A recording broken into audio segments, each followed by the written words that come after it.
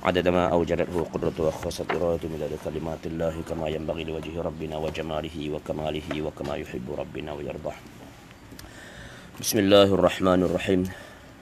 إلى حضرة حبيبنا مصطفى صلى الله عليه وسلم وكافة الأنبياء والمرسلين والملائكة المقربين، وخصوصا إلى روح سيدنا محمد صلى الله عليه وسلم وإمام الشافعي أصول فروعهم، وإلى شيخنا الشيخ محمد بن إسماعيل الداودي أصول فروعهم، وإلى شيخنا الشيخ أبو قتيبة رشدي بعبد الرحمن وأصول فروعهم. شأنهم الفاتحة. بسم الله الرحمن الرحيم. الحمد لله رب العالمين الرحمن الرحيم مالك يوم الدين. إياك نعبد وإياك نستعين. اهدنا الصراط المستقيم صراط الذين أنعمت عليهم غير المغضوب عليهم ولا الضالين آمين. أعوذ بالله السميع العليم من الشيطان الرجيم. بسم الله الرحمن الرحيم. السلام عليكم ورحمة الله تعالى وبركاته. الحمد لله رب العالمين، وأفضل الصلاة وأتم التسليم على سيدنا وحبيبنا وشفيعنا محمد بن عبد الله صلى الله عليه وسلم وعلى آله وأصحابه ومن تبعهم بإحسان إلى يوم الدين. سبحانك لا علم لنا إلا ما علمتنا إنك أنت العليم الحكيم. ولا حول ولا قوة إلا بالله العلي العظيم. ولا حول ولا قوة إلا بالله العلي العظيم. ولا حول ولا قوة إلا بالله العلي العظيم. قال المؤلف رحمه الله تعالى ونفعنا بعلومه في دارين آمين. فصل في أركان الصلاة. Ini suatu fasal pada menyatakan rukun sembahyang. Perbahasan kita yaitu berkaitan rukun sembahyang. Apa dia itu rukun? Ta'rif rukun ialah ma yutawaqqafu alaihi wujudu syai'i wa kana juz'an min haqiqatihi. Ma yatawaqqafu alaihi wujudu syai'i wa kana juz'an min haqiqatihi, yaitu barang yang mana yang tiada terhenti di atas adanya sesuatu dan adalah ia, yaitu rukun itu, satu juzuk daripada hakikatnya. Yaitu sembahyang ni satu rukun ini iaitu satu juzuk daripada sembahyang. Maka bila buat rukun ni, maka dia telah melakukan beberapa perkara dalam sembahyang. Misalnya seperti mana rukuk, maka iaitu adalah satu rukun daripada rukun sembahyang, kerana ia merupakan satu juzuk daripadanya, yakni satu juzuk daripada salat. Dan seperti membaca Fatihah dan di dalam sembahyang, maka ada ia satu rukun seperti mana ia merupakan satu juzuk daripada hakikat sembahyang itu sendiri, dan hendaklah dikiaskan dengan rukun-rukun yang lain semualah, daripada takbiratul ihram sampailah kepada salam. Maka semua rukun-rukun itu adalah juzuk-juzuk daripada sembahyang. Jadi kalau tinggal satu daripada ni maka tak cukup. Maka daripada 13 perkara ini, itu adalah juzuk-juzuk daripada sembahyang. Contoh kita kata orang, bila orang sebut kata orang ni, kepala dah juzuk daripada orang, tangan juzuk daripada orang, kaki juzuk daripada orang, mulut juzuk daripada orang, perut juzuk daripada orang. Maka dalam solat ini, iaitu daripada takbiratul ihram sampailah kepada salam, maka itu adalah juzuk-juzuk solat yang ada di dalamnya, maka disebut sebagai rukun. Okey.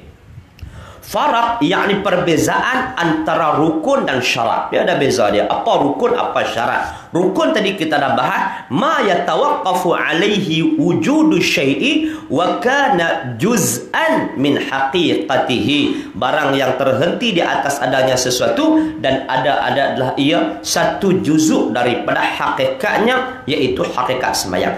Adapun syarat iaitu ma yatawaqqafu alaihi wujudu syai'i wa kana kharijan min haqiqatihi, iaitu artinya yang dikatakan syarat ini barang yang terhenti di atasnya dan adalah sesuatu iaitu syarat itu dan adalah ia sesuatu itu luar daripada hakikatnya, luar daripada sembahyang.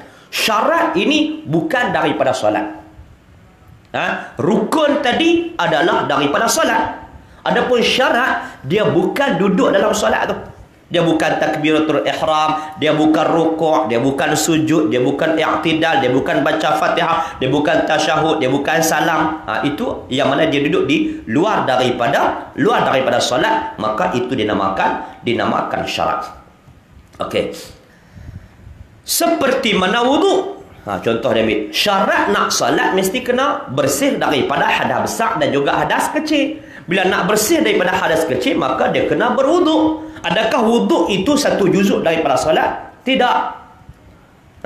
Wuduk bukan satu juzuk daripada solat, maka itu dinamakan syarat, bukannya rukun. Dan ialah syarat yang sah sembahyang, dan bukanlah juzuk, bukanlah satu juzuk daripada sembahyang, bahkan muqaddimah, yakni permulaan sembahyang. Hasilnya rukun itu seperti syarat jua pada pihak bahawasanya tiada dapat tidak daripadanya, tetapi syarat itu adalah perkara yang terdahulu daripada sembahyang dan wajib berkekalan padanya, seperti mana wuduk, menutup aurat dan lain daripada keduanya. Dan rukun itu iaitu barang yang melengkapi di atasnya oleh sembahyang, seperti rukuk, seperti sujud, seperti seumpama keduanya, barang yang mana yang selagi kita akan bahas satu-satu perbicaraannya, iaitu di dalam perkara berkaitan rukun dan juga syarat. Inilah yang disebut oleh guru kami Syekh Dr. Wahbah Zuhaili di dalam kitab iaitu Fiqh Islami wa Adillatuh, dan juga guru kami iaitu Syekh Mustafa Dib Al-Bua sebut dalam kitab Al-Fiqh Manhaji, iaitu perkara berkaitan rukun dan syarat. Sebut sana jelas. Jadi rukun dan syarat iaitu perkara yang lain. Rukun sebahagian daripada salat. Adapun syarat iaitu perkara yang tak dapat tidak sah sesuatu salat itu mesti dengan syarat. Tak sah sembahyang kecuali dengan ada wuduk. Tak sah sembahyang kecuali dengan menutup aurat dan sebagainya. Maka begitulah perkara-perkara yang lain. Adapun rukun adalah juzuk di dalam salat itu sendiri. Okey. Bermula rukun sembahyang 13 dengan dijadikan tamakninah pada segala tempatnya yang empat itu, iaitu hayat, yakni sifat yang mengikuti bagi rukun. Bagi rukun kita dikirakan di sini iaitu 13. Ini yang mana yang masyhur. Tapi disebut dalam kitab Tahrir, dibilangkan rukun-rukun sembahyang tu ada 15 rukun. Dalam sembahyang ada 15 rukun, yakni pada tempat-tempat yang empat, iaitu tamakninah pada rukuk, dan tamakninah pada rukuk, tamakninah pada i'tidal, dan tamakninah pada dua sujud, dan tamakninah pada duduk antara dua sujud. Dan dibilangkan segala tamakninah itu satu rukun daripada rukun sembahyang kerana bersatu jenisnya. Sembahyang kena ada tamakninah. Tamakninah ini iaitu kita berhenti sekejap apabila kita rukuk, kita duduk berdiri, kita duduk rukuk tu, bila ketika kita rukuk tu berhenti dalam posisi rukuk ini sekadar subhanallah. Itu yang mana setengah sebut ulama bahawasanya tamak-ninah itu dia termasuk satu rukun daripada rukun sembahyang. Tamak-ninah pada rukuk, tamak-ninah pada i'tidal, tamak-ninah pada dua sujud, tamak-ninah pada duduk antara dua sujud, tamak-ninah pada tasyahud, itu iaitu disebut sebagai iaitu tamak-ninah di dalamnya semua tu, iaitu dia satu rukun. Dia satu rukun. Jadi kita kena lengkapkan perkara-perkara ni. Maka setengah ulama menyebut bahawa tamak-ninah ini adalah rukun yang keberapa? Rukun yang ke-14. Faham? 13 rukun yang kita selalu kira tu, dan 14-nya adalah tamak-ninah pada tempat-tempat tadi ni. Okey. Dan juga dengan dijadikan muqaranah, yang ialah kelakuan niat itu satu rukun juga. Muqaranah, sekali kita akan bahas berkaitan muqaranah. Dalam kita niat itu juga dikira sebagai satu rukun daripada rukun sembahyang, sebagai rukun yang ke-15, iaitu muqaranah, yang ialah sebagai kelakuan bagi niat itu satu rukun juga. Dan pendapat yang mu'tamad digugurkan dua ini, iaitu tamak-ninah dan muqaranah bagi niat itu. Ini pendapat yang mu'tamad. Banyak pendapat ulama bahawasanya ada 13, tapi ada sebahagian ulama menambahkan dua rukun lagi, iaitu tamak-ninah dan juga muqaranah. Dan dibilangkan segala rukun itu iaitu 13 jua dan 8 af'al. Dalam solat ini iaitu dia ada af'al dan dia ada aqwal. Apa dia?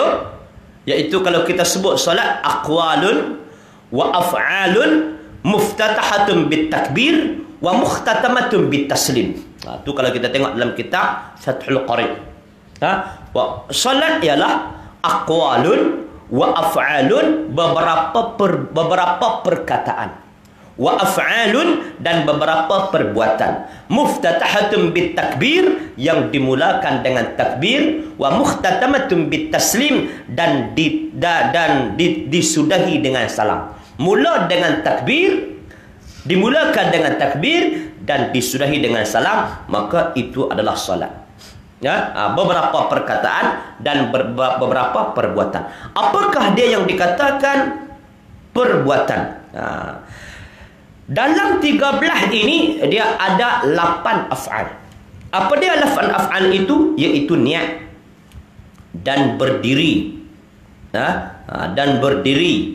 dan rukuk dan i'tidal dan sujud dan duduk antara dua sujud dan duduk tahiyat akhir dan tartib.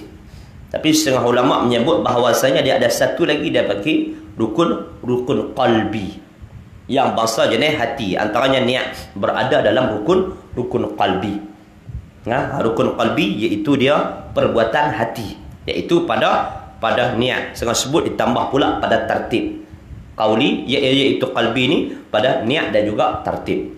Dan di sini juga disebut bahawa 8 ni adalah dikategorikan sebagai rukun af'al.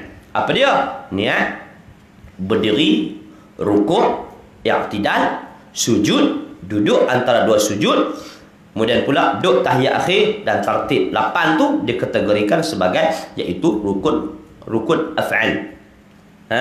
Setengah sebut kata iaitu rukun af'al ni 6. 2 tadi masuk dalam kategori rukun qalbi. Tapi dalam ta'rif tadi mengatakan bahawasanya aqwalun wa af'alun, beberapa perkataan dan beberapa perbuatan. Bila sebut beberapa perkataan dan sebut beberapa perbuatan, maka dia dua aja. Dia tak sebut dia, iaitu rukun qalbi tadi. Maka dikira ulama dalam rukun af'al tadi dia ada 8. Ada 8 tadi: niat, berdiri, rukuk, i'tidal, sujud, duduk antara dua sujud, dan juga duduk antara dua sujud tadi, dan juga iaitu duduk tahiyat akhir dan juga tartib. Dan 5 rukun qauli disebut sebagai rukun aqwal. Iaitu rukun qauli ini apa dia? Takbiratul ihram. Itu dia duduk dalam kategori rukun aqwal. Dan Fatihah juga duduk dalam rukun aqwal. Dan tasyahud juga duduk dalam rukun aqwal. Dan selawat atas Nabi sallallahu alaihi wasallam juga termasuk dalam rukun aqwal. Dan salam juga berada dalam rukun aqwal. Jadi 5 ni duduk dalam rukun aqwal. Takbiratul ihram, Fatihah, tasyahud, selawat atas Nabi dan salam. 5 tambah 8, maka jumlah semua adalah 13. Aqwalun wa af'alun muftatahatun bitakbir wa mukhtatabatun bitaslim. Itu adalah solat. Baik. Maka rukun sembahyang itu ada 18. Dan mereka yang menjadikan segala tamakninah dan empat itu, dan juga satu rukun, dan digugurkan muqaranah niat, maka rukun sembahyang itu 14 jua. Ada yang kata 18, ada yang kata 14, dan mana yang mengikut yang perbahasan tadi ini. Dan khilaf itu adalah iaitu lafzi jua, kerana tak dapat tiada daripada tamakninah semata-mata, mesti kita kena buat, iaitu ada tamakninah di dalam solat kita. Habis. Rukun yang pertama ialah pertamanya niat. Pertama sekali adalah niat. Niat tu di mana? Tempatnya adalah hati. Wa mahalluha fil qalb, wa mahalluhal qalb. Dan iaitu tempat niat itu adalah hati. Maka tiada wajib menuturkan niat itu dengan lidah, tetapi sunat jua supaya menolong lidah akan hatinya. Okey. Bila sebut kata niat,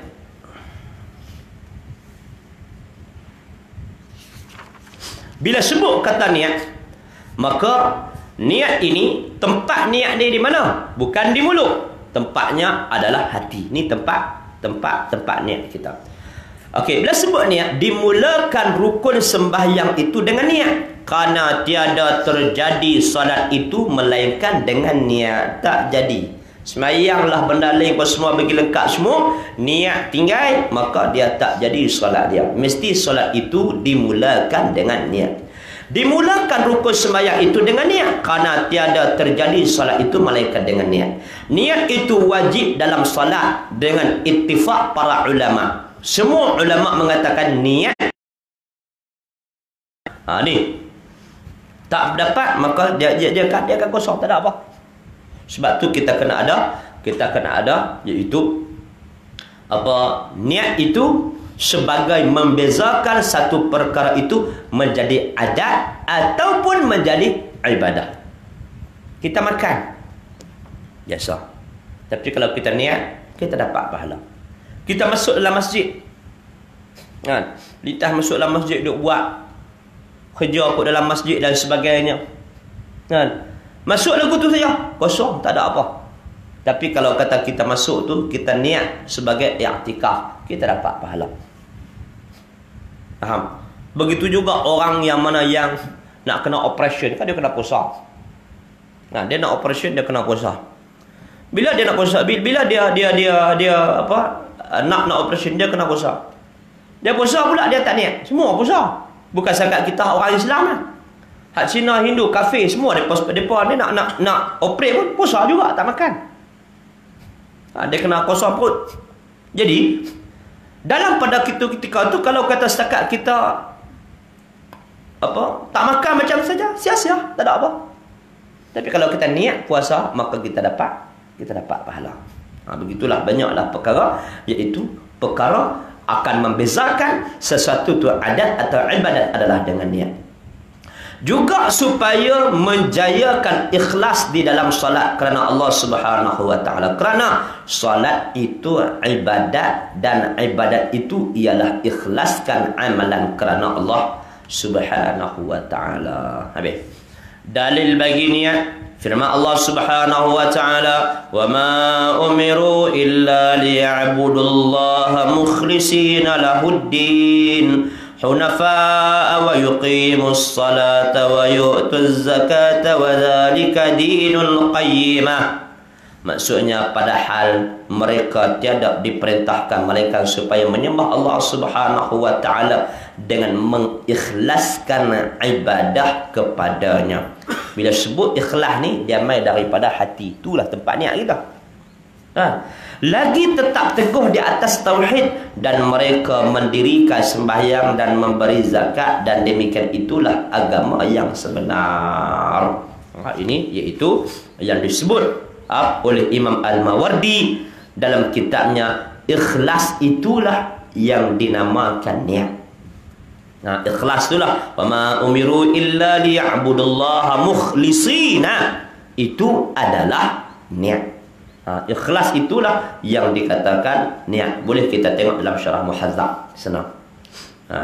Boleh juga tengok dalam kitab fiqh Islami Syekh Wahbah Zuhaili. Okey.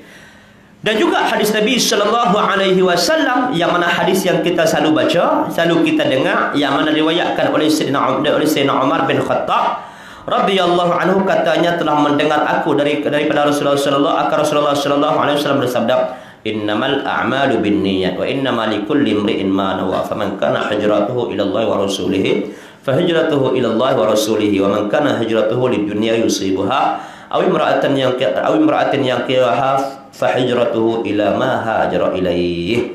Maksudnya hanya saja segala amalan itu dengan niat. Hanya saja amalan kita tu adalah dengan niat. Maka sesiapa yang berpindah kepada Allah dan Rasul adalah berpindahlah ia kepada Allah Subhanahu wa taala dan juga Rasul. Dan siapa yang berpindah kepada dunia, diperolehi akan dunia itu. Dia buat satu-satu kerana dunia.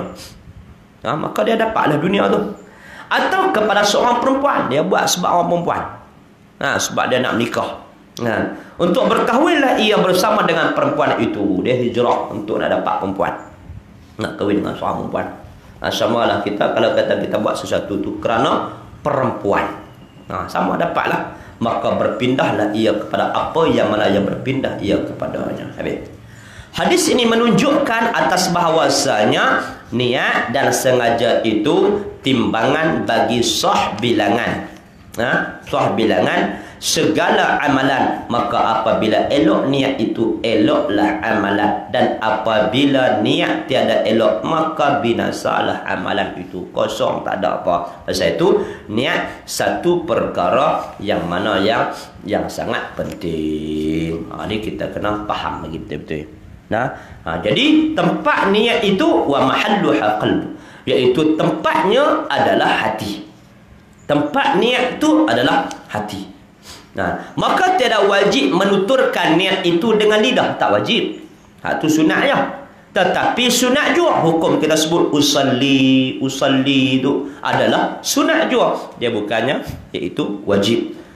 Sunat untuk apa? Supaya menolong lidah akan hatinya, supaya lidah kita mudah sebut, lidah kita mudah kita tuturkan untuk kita ketika mana kita solat tu ataupun semua amalan ibadat kita, bila kita datangkan dengan lafaz, maka mudah untuk kita dapat niat tadi ni. Habis. Mengikut pendapat jumhur ulama fuqaha, bahawasanya tempat niat itu adalah dalam hati. Tempat niat itu dalam hati. Akan tetapi dua perkara yang mesti diketahui, iaitu yang pertama, tiada membadai berlafaz dengan lidah, tak cukup. Salli fardhu zuhri 4 rakaatin adaan ma'uman ta'ala, tak cukup.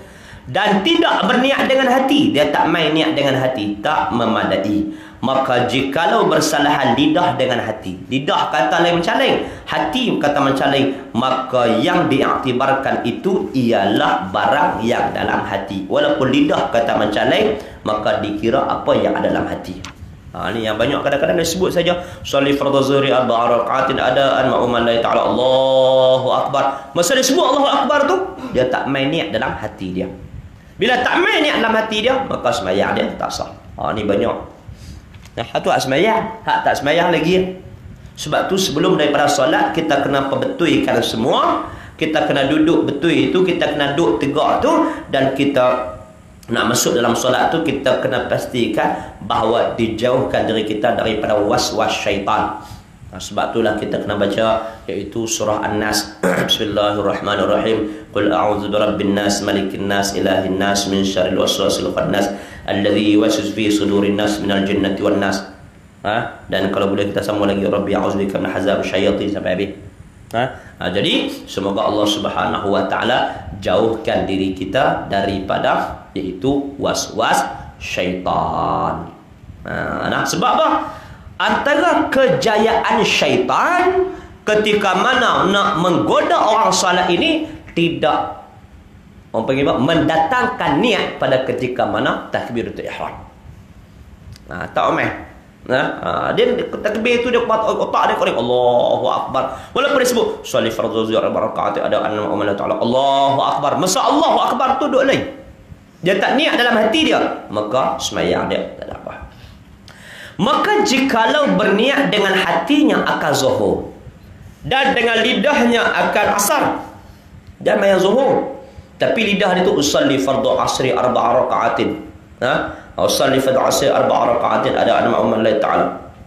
Mulut sebut sembahyang asar, hati dia niat untuk zuhur. Tak ini.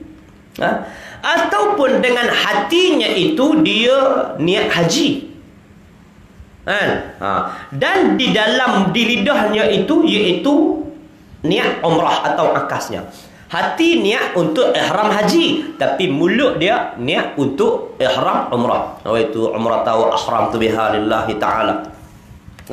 Dia niat di mulut dia tu, lidah dia tu dengan niat umrah, tetapi di hati dia niat haji. Tu maksudnya dia bersalahan. Okey. Nescaya sahlah baginya barang yang dalam hatinya, yang dikira hak hati. Hak mulut tak kira. Yang dikira adalah yang di hati dia. Yang di mulut tak kira. Dia kira hak mana, hak yang dalam hatinya sahaja. Habis.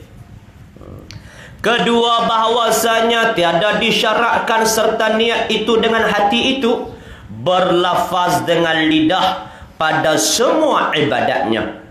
Tak dapat tidak bahawa kita disyaratkan niat dengan hati kita itu iaitu berlafaz dengan lidah dalam semua amal ibadat kita.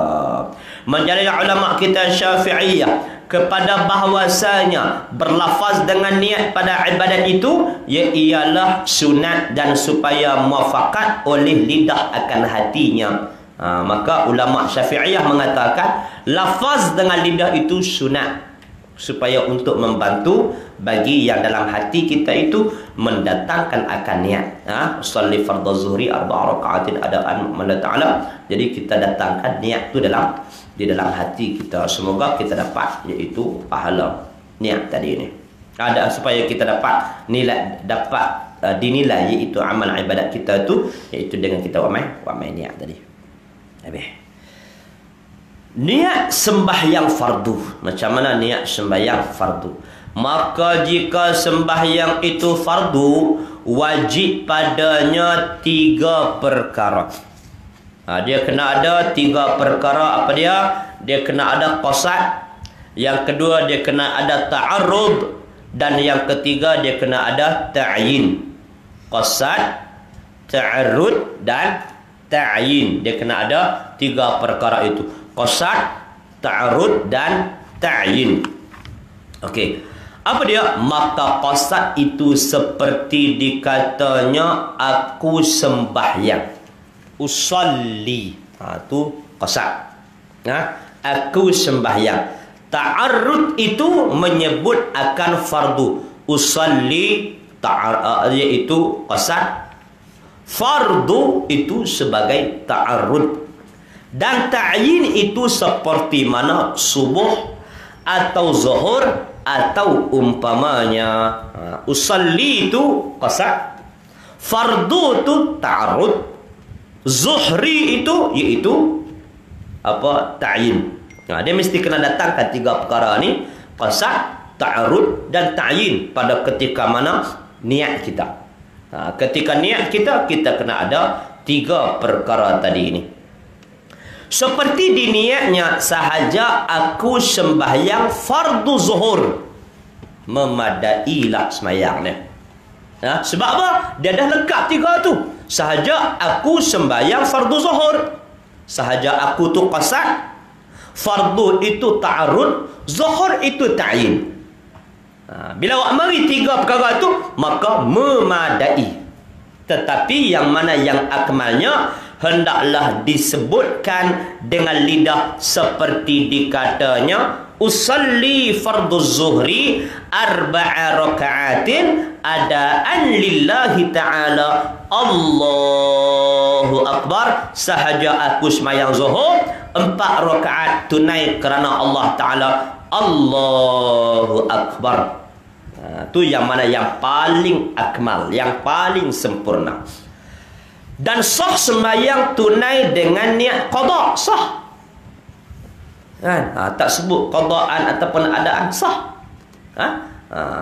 Dan akasnya serta uzur. Dia niat tu serta dengan uzur.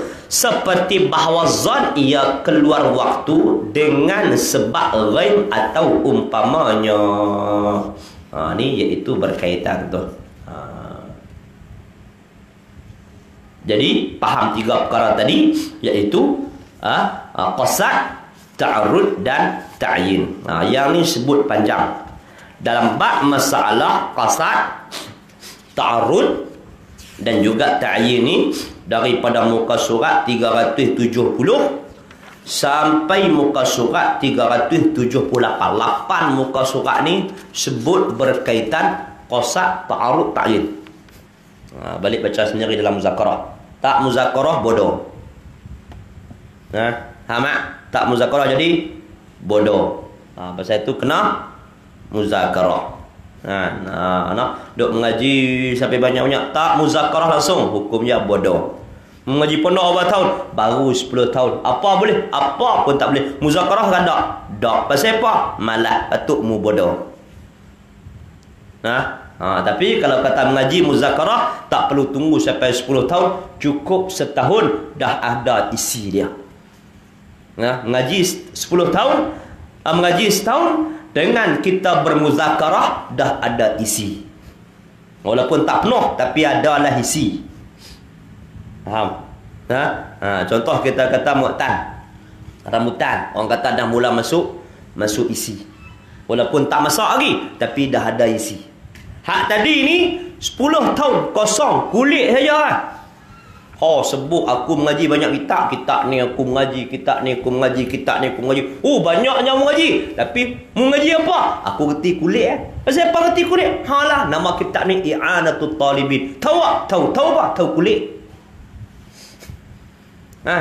Mau mengaji kitab tasawuf, kitab apa dah? Mengaji kitab tasawuf, kitab Ayyuhal Walad. Tahu tak? Tahu apa? Tahu kulit. Pasal apa? Sebab tulis di kulit Ayyuhal Walad. Mengaji tasawuf kitab apa lagi? Kitab Hidayatul Azkiya. Apa yang mu faham? Aku tahu Hidayatul Azkiya. Pasal apa? Sebab tulis di kulit. Isi aku tak tahu. Aku mengaji kitab apa lagi? Aku mengaji kitab Sirus Salikin. Berti apa? Berti kulit Pasal apa? Sebab aku baca di kulit. Sama lah kita kata Matla'il Badrain ni. Mengaji kitab apa? Matla'il Badrain. Apa dalam tu? Aku tak tahu. Lepas tu mu tahu apa? Aku tahu Matla'il Badrain. Sebab apa? Sebab aku baca kulit. Nak kulit kan nak isi? Kita mesti nak kepada isi. Pasal itu, kalau kita mengaji setahun dengan muzakarah, maka dah ada isi. Walaupun sikit, walaupun nipih, tapi kurang-kurangnya dia ada isi. 10 tahun tak muzakarah langsung, maka dia jadi dapat apa? Kulit. Pasal itu kalau mengaji tak muzakarah, hukumnya adalah apa nama? Bodoh. Nak kira tua berjanggut, muda pondok berapa tahun? 10 tahun. Muzakarah ada? Tak muzakarah, maka mu boleh kulit. Ingat ngapa nama kulit kita lah. Isi kitab tak ada. Pasal itu kena muzakarah, bincang daripada muka surat 370 sampai muka surat 378, perbahasan berkaitan qasad, ta'arud, ta'yin. Nak bagi faham betul-betul. Banyak lagi perbahasan dalam ni. Jadi tak baca yang ni. Kalau kita baca 3 hari kita bahas ni ya. Berkaitan iaitu qasad, ta'arud, ta'yin. Boleh kita rujuk balik, baca balik semua. Hayati, teliti betul-betul apakah yang di sebalik iaitu perkataan itu, iaitu dalam kita nak datangkan yang qasad tadi ni untuk menyempurnakan niat kita, iaitu qasad, ta'arud dan juga ta'yin. Habis. Sampai muka surat 378. Daripada muka surat 378 muka surat tu cerita pasal 3 perkara tu. Dan sah sembahyang tunai dengan lafaz qada dan akasnya serta uzur, seperti bahawa zan ia keluar waktu dengan ghaib atau umpamanya aku rasa waktu dah habis ni. Faham? Aku rasa habis ke tak habis, aku kata habis, habis ke tak habis, habis tak kata habis. Iaitu dia sembahyang tunai dengan lafaz niat qada. Habis dah kot. Nampak gelapnya ni. Maghrib dah kot. Maka dia pun usalli fardul asri 4 rakaatin qadaan. Saya dah nampak gelap tapi hari nak hujan. Hakikatnya masih lagi ada waktu. Hukumnya adalah sah dengan uzur. Maka niat ia akan qada dengan nyata tinggal lagi waktunya. Niat qada tapi masih lagi ada waktu. Atau zan ia tinggal waktunya, maka niat ia akan adaan kemudian nyata keluar waktu. Nak maya asar, nak maya zuhur, tapi duk rasa supaya ada waktu ni. Pukul apa? 4:30. Habis lagi dah waktu? Habis dah waktu asar. Asar lah ni 4:19. 4:19 masuk waktu asar, 4:30. Dah lalunya asar. Dia dikira agak-agak lagu tu. Selalunya asar pukul 4:40. Ni baru 4:30. Jadi boleh ya. Ada waktu lagi sikit lagi. Sedangkan waktu tu dah keluar. Walaupun dia niat adaan. Faham? Sebab duk panas lagi, duk rasa pada waktu lagi. Maka dia niat dengan adaan. Hakikatnya sembahyang itu sudah qada. Ini adalah kategori yang sebut yang tadi ni. Atau dengan tiada uzur tetapi diqasadkan maknanya yang ghulawi kerana diistiamalkan lafaz adaan dengan makna qada atau akasnya. Ini yang tiada uzur. Dan jika diperbuatkan demikian itu dengan ketiadaan uzur atau tiada diniatkan maknanya yang lughawi, tiada sah sembahyangnya kerana bermain-mainnya seperti barang yang dinakalkan dia dalam majmu'. Zuhur kita kata pukul 1 tu berapa? 1:30 awal lagi. Lebih kurang 1 belah-belah lah. Ataupun kita sebut asar. 4:19 masuk asar. Tiba-tiba dia sembahyang asar pukul 5 ataupun 5 suku. Dia sengaja niat qada. Bukan sebab uzur. Dia sengaja saja dia niat qada, maka hukumnya adalah tak sah sembahyang tu. Ataupun kita sebut, kita kata subuh pukul 6 minit, 2 minit lebih kurang masuk waktu subuh. Dia sembahyang subuh pukul 6 suku tapi dia niat qada, maka itu maksudnya bermain-main. Faham? Ataupun dia sembahyang pukul 9 pagi, matahari pacak dah pukul 9 pagi. Tak apalah, aku anggap pukul 6, 9 terbalik. Mudah buat main-main macam tu, maka tak sah sembahyangnya. Faham? Tu kena faham elok. Dan niat sembahyang sunat mempunyai waktu. Dan jika sembahyang itu iaitu sembahyang sunat mempunyai waktu seperti mana sunat rawatib, dan yang mempunyai sebab seperti mana sebab nak minta hujan ataupun sebab sembahyang sunat gerhana, maka wajib padanya qasad dan ta'yin jua, tiada kepada ta'arrud. Dan tiada niat sunat, yakni tiada wajib ia, dan dita'yinkan qabliyah. Dia kena ada ta'yinkan qabliyah dan juga ba'diyah. Dan pada sembahyang yang adaan baginya sunat qabliyah dan juga ba'diyah. Maka jika sembahyang itu sunat mutlak, maka memadai padanya qasad jua. Tu perbahasan tu kena faham apa itu qasad, apa itu ta'arud, apa itu ta'yin. Macam mana kalau kita sembahyang sunat, apa yang kita kena datangkan dengan qasad, apa yang kita kena datang dengan ta'yin dalam keadaan kita tak mendatangkan ta'arud.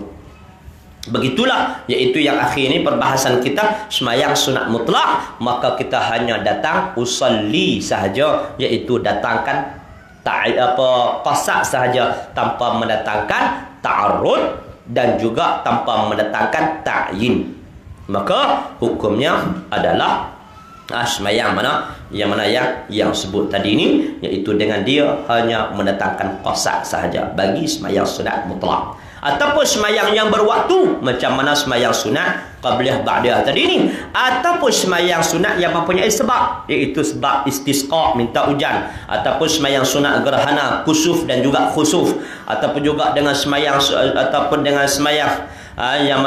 yang mempunyai sebab, maka dia kena didatangkan, iaitu qasad, usalli kena ada, kemudian dia kena ada ta'yin tanpa mendatangkan ta'arud. Itu kena faham lagi elok, iaitu berkaitan solat tadi, supaya solat kita dengan lebih sempurna. InsyaAllah semoga amal ibadat kita diterima oleh Allah Subhanahu wa ta'ala. Cukup sekat tu untuk datang ni. InsyaAllah kita sambung pada kuliah yang akan datang, iaitu rukun yang kedua, iaitu berdiri betul. Wallahu subhanahu wa ta'ala alam. ولا علم لنا إلا ما علمتنا إنك أنت العليم الحكيم ولا حول ولا قوة إلا بالله العلي العظيم اللهم افتح من فتوح العارفين كما فتحتها على أنبيائك وأوليائك صلى الله على سيدنا محمد وعلى آله وسلم. الحمد لله العالمين. السلام عليكم ورحمة الله تعالى وبركاته. سبحانك اللهم وبحمدك أشهد أن لا إله إلا أنت أستغفرك وأتوب إليك. بسم الله الرحمن الرحيم. العصر إن الإنسان لفي خسر إلا الذين آمنوا وعملوا الصالحات وتواصوا بالحق وتواصوا بالصبر. الحمد لله رب العالمين.